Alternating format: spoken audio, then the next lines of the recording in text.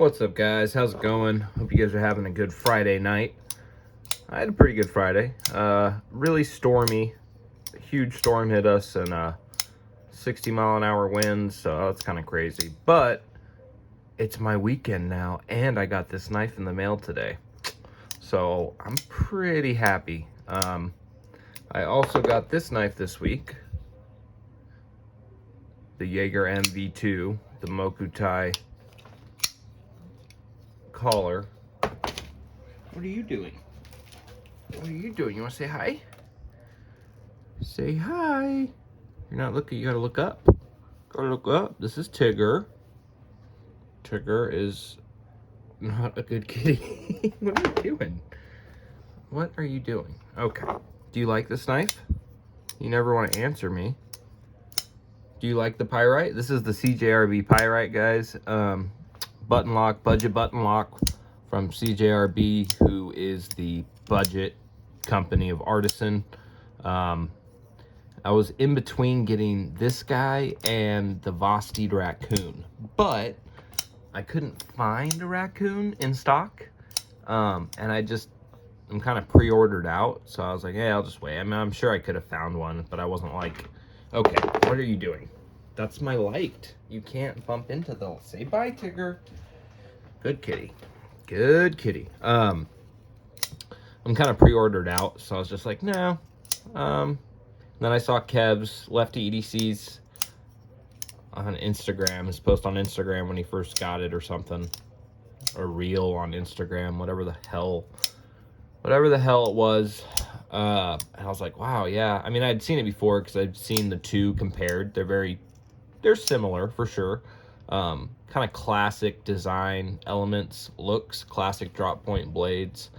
So I really do like the looks of both. It's, I don't know. With this Damascus on this version, I like the Pyrite better. But the raccoon, I still want to get a raccoon and try it out. But anyway, 5 minutes into telling you why I got this instead of the raccoon. Yeah, I saw his reel, and I was like, he had the blue one in Damascus, so I went on White Mountain Knives, like, right away. And even though I'm, like, broke and I have no money, I was like, oh, look at that. I like that. That gray and white Damascus, that is sick. I just couldn't pass it up. So... luckily, even though it's only like 55 bucks, I think this version was 55 exactly. They had the pay in 4 or afterpay or whatever one they have that breaks it into 4 payments. So I did that. Used the code Lefty10. If you guys want one of these, go to White Mountain Knives. Use code Lefty10, or if you know another code, use that and you'll get 10% off. So I saved like what, $5. And then I can just pay for it every 2 weeks, and I get it right away. So it's credit. Cool. Awesome. I think that's a slippery slope, just like I think Zezel is a slippery slope. Just make sure you got it, or you're going to have it if you do it. Even if it's just little purchases, they add up. Trust me, I know. I am horrible with money. Horrible. Do not listen to me when it comes to money. Unless I'm saying, hey, watch out, I did this and I failed miserably, so use me as a cautionary tale. Then listen, I guess. But yeah, so I got this guy, and this is not an overview, technically. Maybe first impressions. I was never really into the whole button lock fad, and it was a big fad too. I've had a Malibu. I got a Malibu like a year after they went crazy. So I got it for a decent price, and I really like the detent and the button lock aspect of it, because I really don't think I've ever had a button lock besides those like Milwaukee box cutters, which, just let me say, like those new Milwaukee fastbacks, those button locks have 0 stick, and they are so fun to play with. So I never understood why I did have my Civivi. I had one of the Civivi ones, the wood one. Similar design elements, you know, it's pretty plain neutral handle, drop point blade. It wasn't the Conspirator. It had like that wood fake wood handle. Anyway, that one, and I was just really disappointed. Really disappointed. Lock stick, not very good action. It was sharpish. Like, I don't know, the grinds weren't done very well. I'm not sure. And that was like 65 bucks, 70 bucks. It had Nitro V. That was cool. I like Nitro V, but yeah, whatever. So yeah, I got rid of that pretty quick. I did get rid of the Malibu too, because the Malibu, even though it had an amazing action, the button lock was awesome, super fidgety, super fun. And I'm not even into flippers really, but that flipper I loved. That's how good the detent and action were. But it wasn't sharp, man. Protect, super thick behind the edge. It just wasn't a good cutter. And I'm sorry, if a knife's not a good cutter, I don't care how fun it is to play with and how, you know, awesome. Like, that's still, even after all this time and how much my, like, what I like has changed. You know, I used to be all about flippers and, you know, those kind of things change. And now I love hole opening knives and thumb studs pretty much. I'll take front flippers and stuff like that as long as there's like another opening method. But yeah, so your preferences change. But one preference that has never changed for me is the knife has to be a good cutter. Like, it needs to cut well. It needs to go through cardboard well. It needs, you know, that's what I use my knives for, is just breaking down a bunch of cardboard. And then I like to carve too. I like to carve wood and make little, you know, like I carve little whales out of driftwood and stuff like that.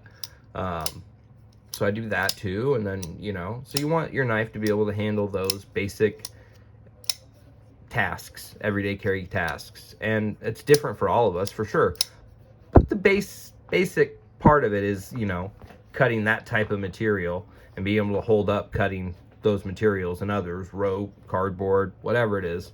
It has to cut well, you know. And I'm not talking, oh, it needs to be the thinnest, sliciest edge ever. No, it doesn't. It doesn't.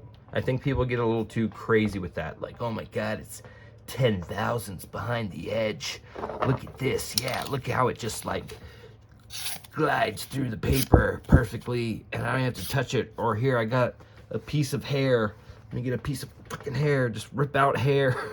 And just like, look at this. Look at that. I mean, what's it called?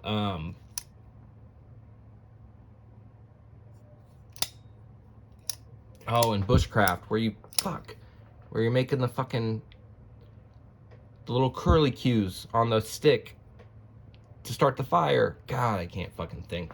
I can't think. It's late. I don't know, but you know what I'm saying. They do that with the hair, and they're just like, I'm just like, okay, that's really cool. Like, I love a slicey knife. I really do. I do. But, like, why though? Like, if it's just because, cool, but that's not the knife I want to carry every day. Like, that's not going to be my, no. There is such a thing as too thin. Some people may disagree. I'm not saying don't get a super thin knife, because I have tons of knives, so it doesn't matter if a few of them are super thin and slicey. That's awesome. I'm talking about just, like, those of us that, the knives we carry every day, you know, or the type of knives we carry every day, what we want to see in those.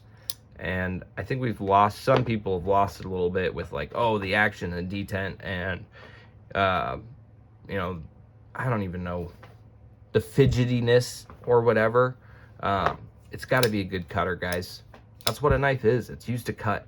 Like, let's be real. I love that they're fidgety and stuff, but it has to be a good cutter first. So that whole tangent, just to say, the Protect Malibu did not cut well. It didn't. It might have just been one that I got, but I've had a few, and I'm sure, again, I might have just had I probably just had it bad. I'm not saying they don't cut, but like, it was not working well for me. I sharpened it up nice. I don't know, it was weird. Just like cardboard and other things, even, you know, paper. A knife doesn't have to be crazy thin behind the edge to cut a piece of paper. I don't know. I probably did get a bad one now that I think about it, or something happened that was weird. But yeah, no, just in general, it wasn't for me. I do kind of want to try another one just to see if mine was bad. But yeah, all that to get to the fact that this budget knife, this budget button lock, cat, get out of here. Stop it. You're bumping everything. Is really, really good. I mean, like, keep in mind, I've had a Jaeger M before, but even so, like, even this is so amazing. I was looking forward to this knife more. Not that I like this knife more. I'm just saying, like, I was more excited because I've had a Jaeger M before, and I knew what I was getting, pretty much, besides the little add-ons and differences. But yeah, this one I was really excited for, and man, so far it has surpassed all my expectations. Great detent, great action. That button lock has no stick at all. Pretty centered. Even if it's off just a tiny bit, it's not going to affect anything, so that's cool. And look at this. On some knives, that might not be a really good plunge grind, but on this knife, it's pretty good, especially for a budget knife. I mean, you're way up here before you start to thicken up. So here, let me go like right there. So you're like right, you got that much room before it starts thickening up. So you have a lot of room to sharpen this, which is cool, especially on a $55 knife. Lockup is solid. There's no vertical, there's no side to side. You get a deep carry clip. It is, yeah, you got flat screws. The clip sits on top of the scales and you have plenty of room. So I don't mind that, especially in a $55 knife. I love this Damascus. I love that look of it. It's so cool. I love this stonewash. I mean, look at that. They did a really good job. Really good job. I like the fact that the steel lettering is smaller. That's cool. I don't like a lot of billboarding. And then you just have the CJRB logo right there. I think that's the perfect spot for it. Thumb studs are nice. They did those well. Action's really good. Drop right down, nice and smooth. And then they have this cool powdered, I don't know, so they're budget powdered steel that they came up with. AR RPM 9. And so far, it's been really good. I mean, I haven't done a ton of cutting. I just got it today, but cardboard, paper, stuff like that. Let's see if this scratcher, I mean,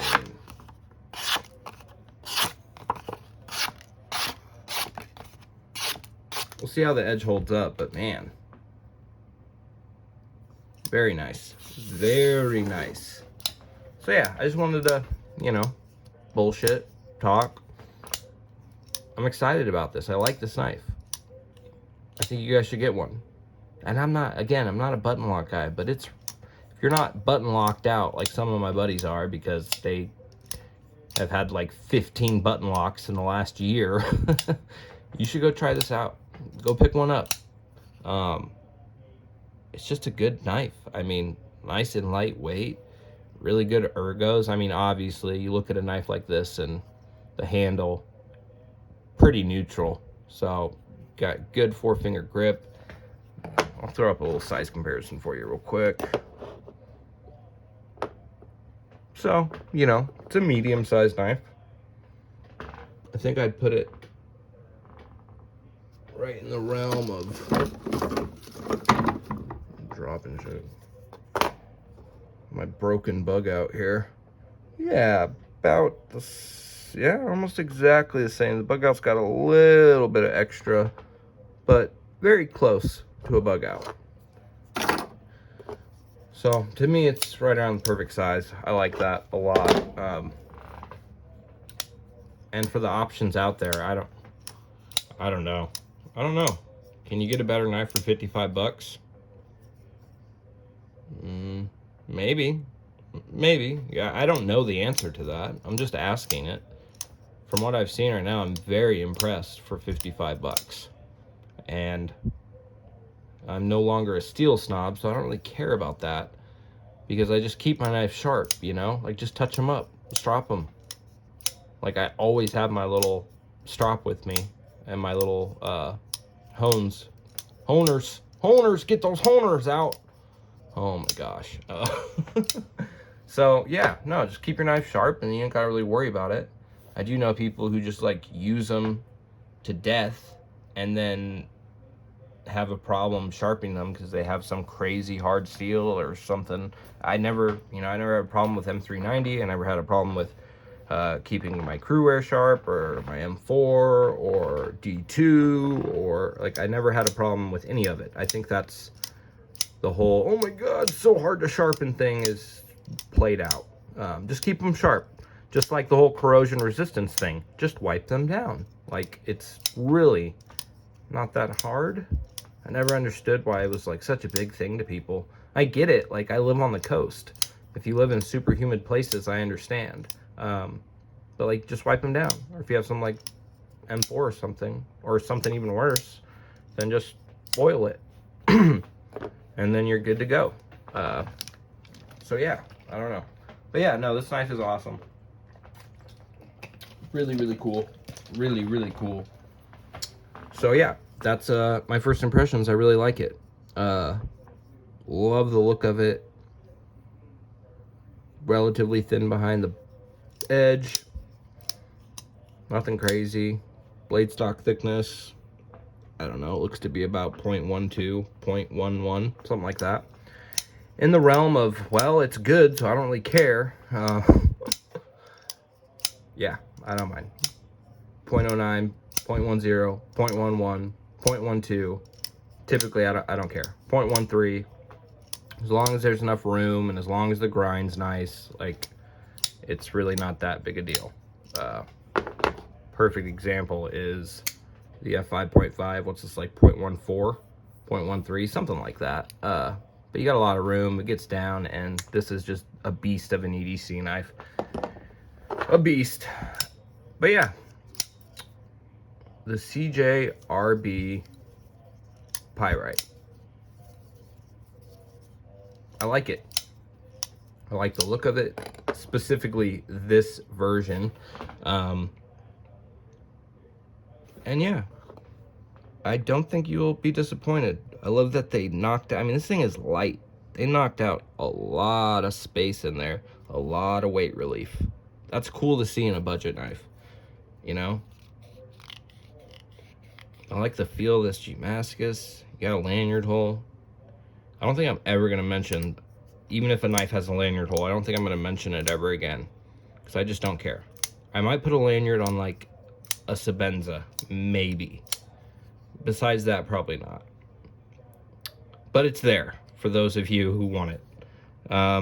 Yeah, I like the forward choil. I mean, you really choke up on this thing. It's really nice. Really, really nice. Good jimping, but I'm like up here. So, I mean, I guess if you want to do that, it's not super comfortable. So I'm usually like that. So you guys need to start extending the jimping. And I'm talking to, like, all knife makers, all designers, all OEMs, everywhere. Extend that jimping a bit, okay? Thank you. Some are doing it, though. Again, perfect example. The f5.5. Vox style jimping, guys. Or just have it go all the way. I don't even care. That'd be cool. Thanks.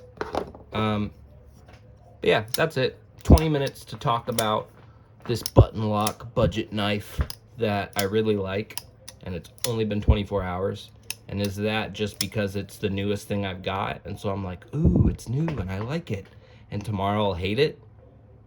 Probably not. That's probably not the reason. It might have something to do with it, but at the same time, this is like, ooh, it's new and I like it. And I love it. Well, I'll always love this because I do love the Jaeger M. I've had one. I do have one. It's somewhere. I lost it. No, I think even with the fact that it's new and I like it, it is a budget knife still. And typically, even if it's like, oh, it's new and stuff, it has to be really good for me to like it if it's a budget knife. And this is. When it's a premium knife, you know, something more expensive, then yeah, the whole, oh my god, it's new and I like it, might play more of a,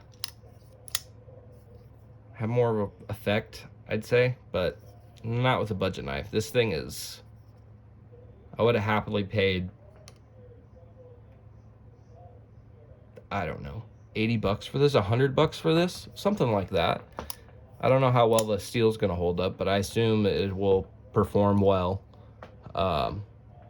So yeah, really cool. Really good price. It's a bargain. It's a bargain for sure. All right, I'm tired, but I'm just gonna make some more videos of me BSing knife stuff, right? Anyway, I appreciate your guys' support. Please subscribe and like this video, or don't. It always kind of bugged me when YouTubers are like, subscribe and like this. And I'm like, ugh. All right, like, I'll like it, I guess. Man, I watched it already. Isn't that enough? Isn't that enough? No, apparently it's not enough. And now I understand. It's not. Please subscribe. Make that YouTube profile. Don't just be like me and just watch the video and then never subscribe. And yeah, I appreciate it. You guys rock. Later. This knife is awesome.